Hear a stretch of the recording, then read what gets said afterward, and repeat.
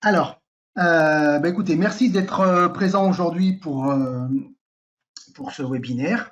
Donc, on attaque cette semaine, la dernière semaine de nos webinaires, d'accord? Donc là, on est sur la saison 5 et l'épisode 1, donc aujourd'hui, donc qui va être consacré à Swood Center. Sachant que demain, pas demain, jeudi, il y aura donc le dernier webinaire de la saison. Donc pour rappel, en fait, donc voici les webinaires. Donc on a démarré, bien entendu, début avril. Aujourd'hui, comme je disais, on va faire le Swood Center. Donc ajouter en fait le configurateur pour pouvoir apporter des automatismes en fait à notre sur-mesure. Et jeudi, on va voir plutôt un outil qu'on a développé ces dernières années qui s'appelle Swood Be Wall, qui permet en fait pour les clients qui travaillent de la charpente ou de la maison Saturbois de pouvoir piloter et générer les programmes pour les machines à commande numérique. D'accord.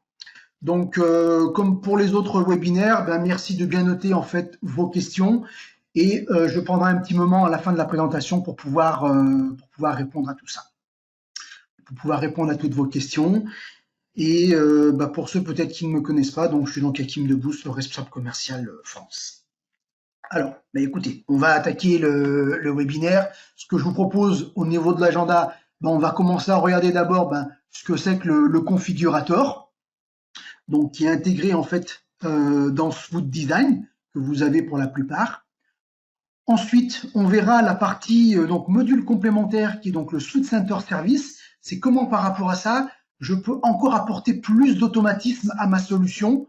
Donc là, c'est un module complémentaire où je vais être en lien avec des bases de données. Donc on verra après. On verra comment on va pouvoir ensuite intégrer en fait le Swood Center au niveau de vos solutions Swood. On verra plus en détail votre solution concrètement, comment ça fonctionne à l'intérieur. Et on verra surtout après les dernières évolutions qu'on a apportées à cette technologie pour aller encore plus loin, notamment sur la partie nesting. Alors, déjà pour commencer, le configurateur, on met à votre disposition en fait des paramètres et des fonctions de script qui vont être disponibles aussi bien sur les liaisons que les Swoodbox. Ça, c'est ce que vous connaissez aujourd'hui. On va pouvoir compléter en fait cette information, ces événements, avec des informations dans Swood qui va permettre d'avoir ce configurateur.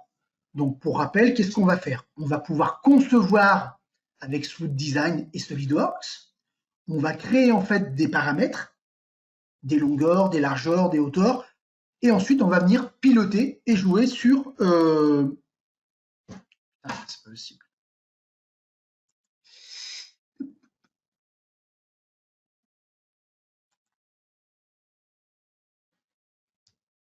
Voilà, je pense que là maintenant on voit un petit peu mieux l'écran. Effectivement, apparemment l'écran était bloqué, donc décidément. Donc voilà, simplement j'ai rappelé l'agenda qu'on allait détailler. Et là maintenant, en fait, on va retrouver pour le configurateur les paramètres et des fonctions de script. Et on va voir la partie configurateur qu'on va pouvoir ajouter. Donc pour rappel, avec le schéma, c'est quand même mieux. Vous allez dessiner avec SolidWorks et Swood Design. On va pouvoir créer en fait des paramètres pour pouvoir piloter dans vos modèles des longueurs, des hauteurs, des largeurs, des quantités de tiroirs, des hauteurs de tiroirs, etc., etc. Et ensuite, on va venir piloter ces variables dans une interface. C'est ce qu'on a aujourd'hui au niveau du configurateur et qui est inclus dans Swood Design. Donc aujourd'hui, vous pouvez déjà l'utiliser dans sa première version. Alors, on va voir ça dans un exemple, justement. Donc concrètement, qu'est-ce qu'on fait? On vient en fait dans Swood Design, on vient activer Swood Center et on va venir déclarer en fait des événements, donc des variables, dire par exemple que c'est des longueurs, des largeurs, des hauteurs. On va venir lui donner des alias. On va définir que la longueur, je vais aller cliquer sur mon esquisse, c'est la longueur de mon meuble. Je viens exposer cette variable pour pouvoir la manipuler dans mon interface par la suite. Et je fais comme ça pour mes différents paramètres. Donc on va faire ça pour la largeur, on va faire ça pour la hauteur, On va faire ça pour définir différentes hauteurs ou longueurs.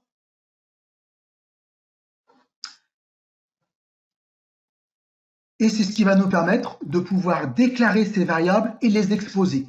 Donc on va retrouver maintenant sur notre interface de gauche, en fait, les différentes variables que je viens de déclarer. Donc la hauteur, la largeur, de manière très simple au départ, et la profondeur. D'accord? Mais bien entendu qu'on va pouvoir rajouter toutes les variables comme dans une super Sweetbox, en fait, ce que vous connaissez déjà.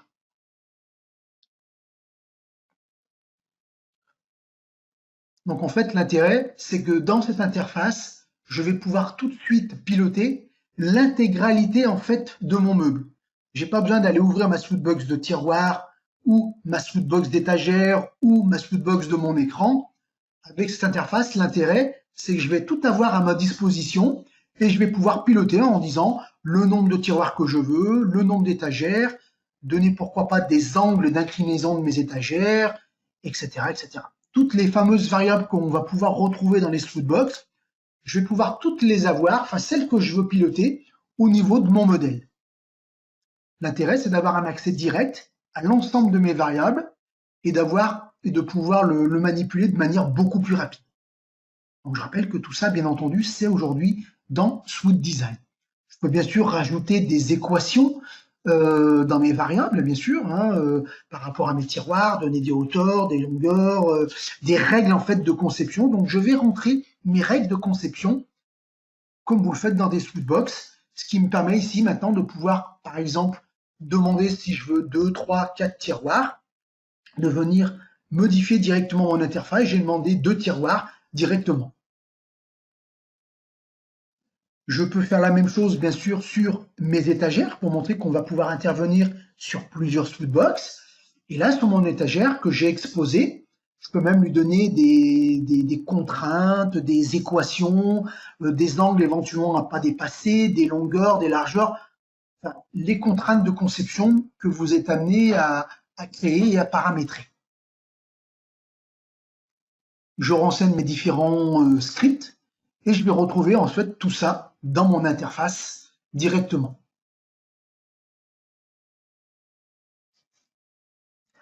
Donc je vais pouvoir définir des quantités que je veux exposer. Donc ces variables que j'ai déclarées, cette fois-ci, je les retrouve maintenant à gauche et je vais pouvoir définir l'angle de 80 degrés par exemple de mes étagères, définir la quantité que je veux, donc je suis à 5, je peux passer à des angles de 80 degrés au lieu de 85, venir modifier mes étagères, toujours dans la même interface. Donc je rappelle l'intérêt, une interface, et je viens modifier toutes mes variables de toutes mes Sweetbox que j'ai exposées. Donc là, pareil, on vient modifier les hauteurs, les largeurs, les quantités. Voilà un petit peu le principe et le mode de fonctionnement de SweetCenter.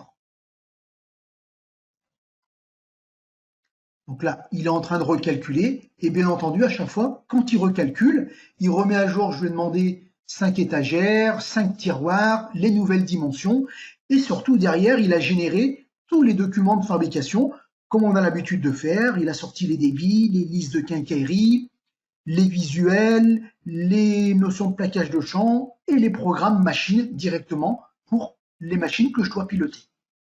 Voilà un petit peu déjà le mécanisme et le mode de fonctionnement.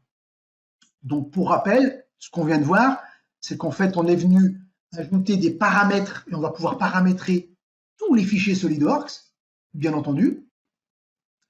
On va pouvoir contrôler également les objets SWOOD, c'est-à-dire aussi bien les sous-ensembles, les Sweetbox, les meubles, que de la pièce unitaire, mais également j'ai un contrôle total sur l'ensemble de mes variables et de mes paramètres. Et pour finir, on va pouvoir également gérer un niveau supérieur lorsqu'on va créer un assemblage. Donc c'est ma transition justement lorsque j'ai ici un assemblage, enfin une implantation, pour montrer ce qu'on peut faire. Donc c'est ce qu'on va voir dans la vue suivante. J'ai ici en fait une implantation sur laquelle je viens rajouter tout simplement le meuble sur lequel j'ai déclaré tout à l'heure ces fameuses variables que j'ai exposées.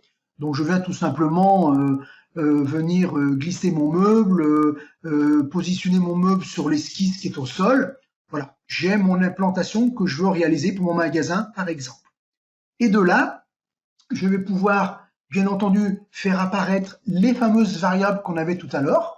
Donc, ce qu'on est en train de vous montrer, c'est que même sur une implantation, j'ai la possibilité de venir modifier sur un meuble ou sur plusieurs meubles l'ensemble de mes paramètres exposés. Donc, toujours pareil, l'intérêt, c'est que sur une seule interface, sur la gauche, je vais pouvoir modifier finalement toutes mes Studbox, quelque part, de tous mes meubles. Donc là, ce qu'on est en train de montrer de plus, c'est qu'on va pouvoir même, pourquoi pas, rajouter des paramètres supplémentaires si on le souhaite. Donc même sur une implantation, je peux définir des variables supplémentaires que je veux piloter. Donc soit je le fais en amont dans mon modèle, soit je peux également le faire en fait dans mon implantation.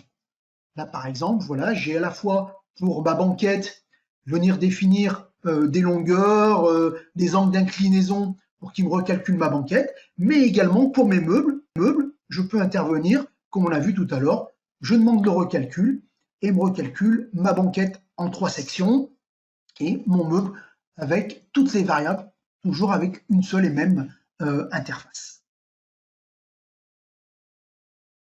D'accord? Et là, bien entendu, quand je génère, il va me générer, bien sûr, derrière, après, tous mes documents quand je vais lui demander. Mes programmes, mes débits, etc., etc.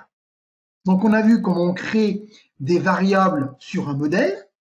Ce modèle, quand je le mets dans une implantation, eh bien, je récupère au niveau de mon interface tout ce que j'avais bien entendu créé. Je peux, dans mon implantation, compléter ces variables et éventuellement en rajouter d'autres. Voilà ce qu'on peut faire sur un modèle et une implantation.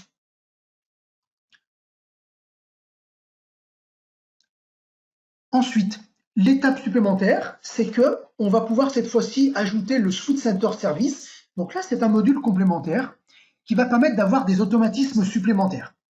Donc là, vous avez compris maintenant le mécanisme de Suite Center. La partie service va me permettre de venir récupérer des données, soit dans une base de données de type SQL, SQL Server, ça peut être du fichier en entrée de type XML, TXT, Excel, etc. Enfin, on récupère des données. Ces données, je vais en fait, avec le Suite Center, les récupérer et je vais aller alimenter avec des requêtes mes modèles SolidWorks. Au lieu de les saisir comme on a fait tout à l'heure à la main, là finalement je les récupère en automatique ces données et je viens par requête les traiter pour alimenter mes fichiers CAO et FAO. On a la possibilité de venir vérifier, c'est-à-dire par exemple que si je récupère des données, ça va me permettre d'avoir des messages d'erreur, donc je vais pouvoir avoir plusieurs messages d'erreur que vous allez vous-même pouvoir paramétrer. Si j'ai des erreurs de conception, peut-être que la longueur qu'on me demande de fabriquer est trop importante par rapport à la réalité, ou peut-être que la dimension de la pièce ne passe pas sur une machine, donc je peux avoir aussi des erreurs qui vont être liées à ma fabrication. Si je constate une erreur, je renvoie la requête directement à ma base de données ou à mon ERP ou à mon information pour pouvoir la traiter manuellement ou de manière automatique. Si les messages d'erreur, s'il n'y a pas de message d'erreur et que tout est OK, automatiquement, je vais pouvoir générer dans ce cas-là mon rapport. Et là, vous connaissez, je vais gérer mes programmes, mes listes de débit, mes listes de quincaillerie, mes plaquages, les visuels, les temps d'usinage, etc., etc. Une fois que j'ai généré ces documents, envoyer les programmes sur les machines, je peux de nouveau envoyer une information à ma base de données ou à mon ERP pour lui dire j'ai traité tel et tel mobilier ou tel et tel panneau. D'accord? Donc ce mécanisme, en fait, c'est ce qu'on va mettre en place avec le Suite Center Service. Donc on va automatiser, au lieu d'aller faire des saisies manuelles, on va automatiser le process. Donc c'est ce qu'on va voir ici au niveau de notre meuble. Donc on avait par exemple tout à l'heure une erreur sur une étagère, par exemple. Donc là, on va lancer le service sur ce meuble. Concrètement, donc j'ai 3 commandes et chacune des commandes, je dispose sur l'écran qui est en dessous des lignes de commande, des lignes d'articles. Donc j'ai la ligne 1, donc c'est un meuble. Ligne 2, ça peut être un autre meuble. et la ligne 3, c'est un autre meuble. Je lance ensuite, on a vu l'automatique, je lance l'ensemble de ma commande, et on voit qu'il a traité, en fait, il va traiter directement les variables, il va mettre à jour toutes les variables que je lui ai demandé, et il va me créer, en fait, les différents modèles. Donc là, il est en train, bien sûr, de travailler pour chacune des lignes, et on voit qu'il a créé sur la droite la ligne 1, 2 et 3. Je ne sais pas si vous avez fait attention, il y avait 3 petits dossiers. Donc, il a créé, en fait, les 3 dossiers que je lui ai demandé pour ma fabrication. Là, il est en train de calculer avec les différentes étapes de contrôle. Et justement, on peut avoir un code couleur. En vert, c'est les commandes qui sont bonnes. Et en rose, ça peut être une erreur parce que j'ai par exemple une étagère qui n'a pas la bonne inclinaison. Donc, on voit qu'il a traité automatiquement en arrière-plan, bien sûr, tout le rapport avec les documents de production, les visuels, etc. de ma ligne 1 et 3 qui sont bonnes. Et ma ligne 2, il faudrait que j'intervienne manuellement pour venir éventuellement modifier, pourquoi pas, des étagères s'il y avait besoin. Et voilà le résultat de mes 3 meubles que je lui ai demandé dans ma commande.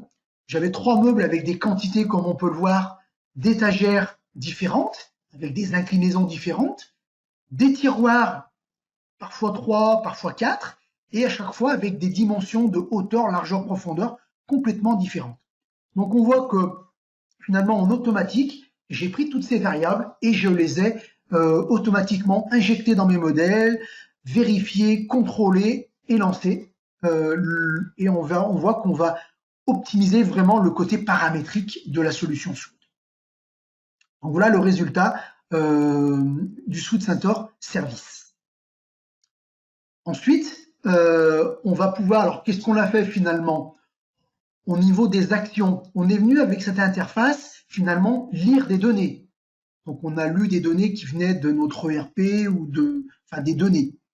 On va pouvoir envoyer ces requêtes dans les modèles Smooth et SolidWorks. Et on va pouvoir réécrire en fait des fichiers lorsqu'on a traité la commande 1 avec 1, 2, 3 lignes de commande. Tout ce processus, donc on va réécrire ces informations à l'intérieur de l'application. Et on va générer ensuite derrière d'autres actions.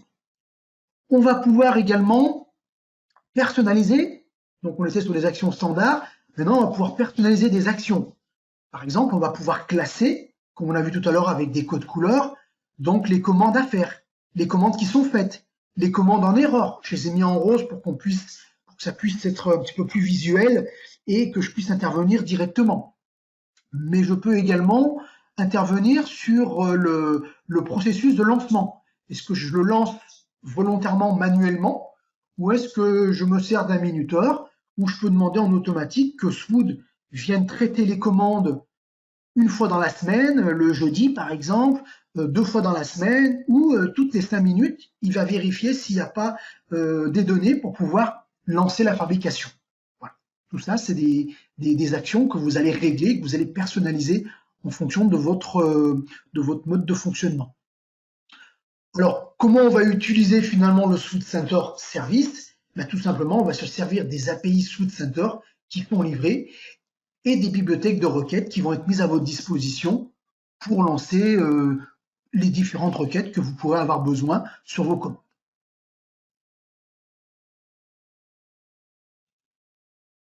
Pour aller un petit peu plus loin, avec qui on va pouvoir communiquer? Vous avez vu qu'on va pouvoir récupérer des fichiers de type base de données, SQL Server, Excel, XML, Text, etc. Donc, tout ce qui est univers des ERP ou de la gestion de production, donc de différents éditeurs. On va retrouver également des applications de type vente qu'on va retrouver sur des points de vente, donc des gens qui font de la cuisine, comme CompuSoft ou InSitu, 2020, Home by Me, SolidWorks Cell, des applications de vente. En fait, ce qu'il faut bien retenir de ce que je vous ai montré, c'est que finalement, le Suite Centaur, c'est vraiment un configurateur dédié à la production. Je récupère des données et je vais produire en automatique mes données et en sur-mesure, surtout.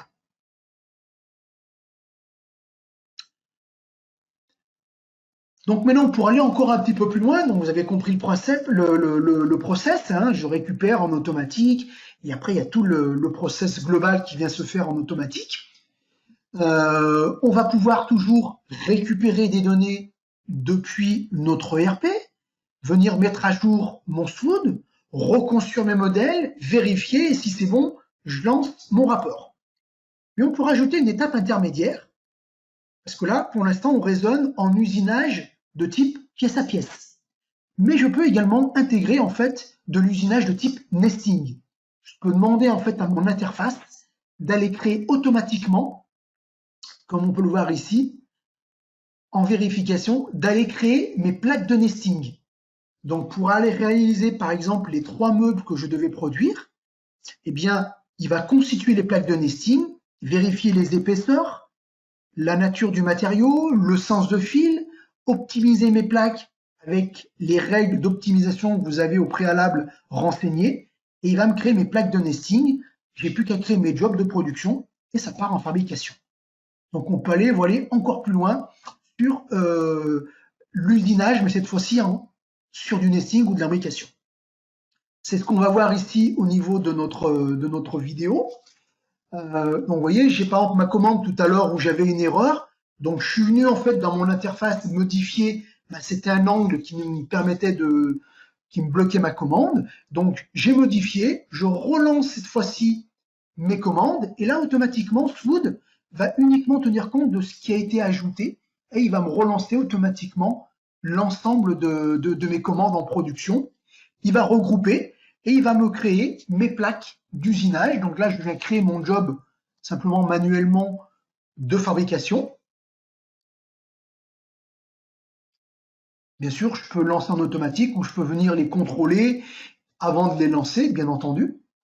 Et là, il m'a créé mes jobs d'usinage pour l'ensemble de mes plaques et de mes meubles. Il me crée bien entendu tous mes documents de production, les programmes, etc. Et on va les voir en fait. Donc là, il est en train de tourner, bien entendu, en temps réel, et il va venir m'afficher en fait les documents de production. C'est ce qui est intéressant. Donc vous voyez là, cette fois-ci, il a traité les 3 meubles. Donc on les retrouve ici.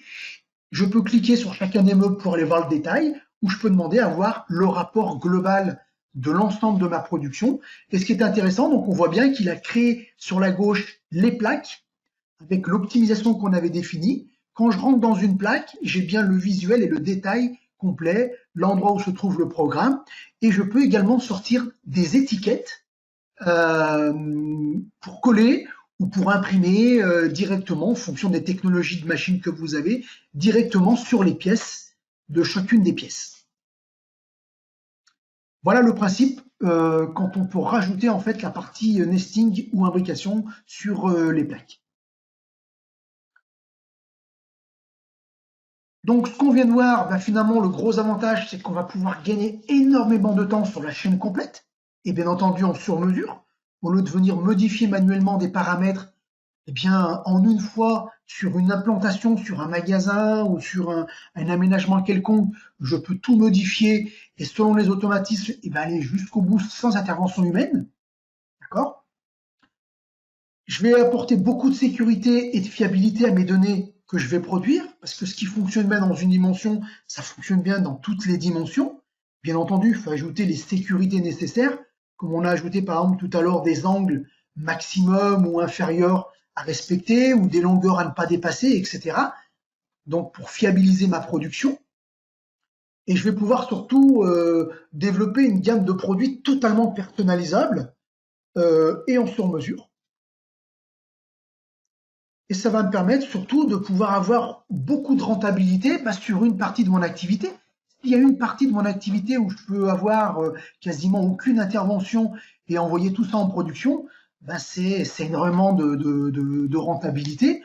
On sait très bien qu'on ne peut pas faire ça sur l'intégralité de notre production, mais dans une production, il y a souvent une partie qu'on peut vraiment aller plus loin sur les automatismes et automatiser un maximum, même lorsqu'on travaille en sur-mesure. C'est ce qu'on vient de vous montrer.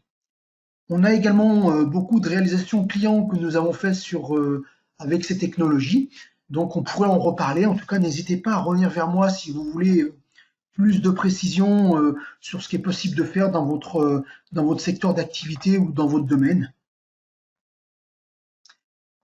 Pour finir, en fait, vous l'avez compris, ça peut s'adapter à tout type d'activité. Donc, on a des clients qui vont faire ça peut être sur de la façade de porte, tout simplement, pour de la cuisine, de la salle de bain. Ça peut être également du plan de travail pour de la cuisine ou une cuisine complète. Ça peut être également pour de la menuiserie, donc des clients qui travaillent sur de la porte ou de la fenêtre en sur-mesure. Les personnes vont sur les chantiers, prennent des cotes, on récupère les cotes en sur-mesure et tout le process qu'on a vu se déroule de manière complètement automatique. On peut le faire bien entendu sur tout ce qui est mobilier sur mesure, hein, tout ce qui est aménagement intérieur, mobilier de bureau, agencement, salle de bain, et également sur tout ce qui est ameublement de manière générale. Vous l'avez compris, ça s'adresse vraiment à tout type de projet qu'on veut travailler en sur-mesure.